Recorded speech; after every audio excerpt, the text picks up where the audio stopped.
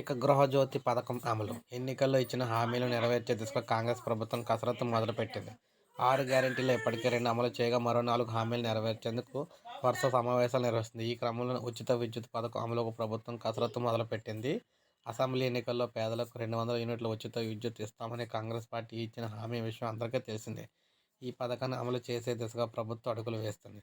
ఇప్పటికీ ముఖ్యమంత్రి Revanth Reddy, deputy CM బట్టి విక్రమార్క విద్యుత్ శాఖ అధికారులతో సమావేశం కూడా నిర్వహించారు. ఇందుకోసం ప్రభుత్వం ప్రత్యేక పోర్టల్ కూడా తీసుకురావాలని యోచనలో ఉన్నట్లు కూడా తెలుస్తుంది.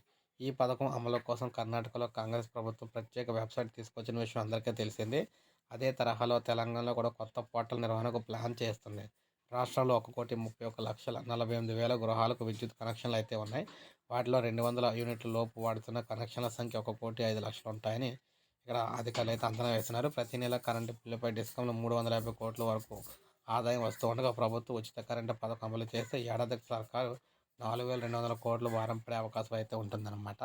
సో దీనికి సంబంధించి మొత్తంగా ఇక్కడ చూసుకోవచ్చు.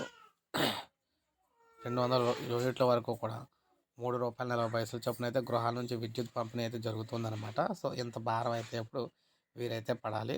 కర్ణాటక తరహాలోనే ప్రత్యేక పోర్టల్ని అయితే తీసుకొచ్చి అందులో 200 యూనిట్ల వరకు కూడా ఎవరైతే వాడుతున్నారో రేషన్ కార్డు ఉన్న వారందరికీ కూడా ఉచితంగా గృహజ్యోతి పథకం అయితే అమలు జరుగుతుందన్నమాట. తొందరలోనే దీనికి సంబంధించి ఇంప్లిమెంటేషన్ అయితే జరగబోతుంది. ఒక లైక్ చేయండి, సబ్స్క్రైబ్ చేసుకోకపోతే మన ఛానల్ సబ్స్క్రైబ్ చేసుకొని ఫాలో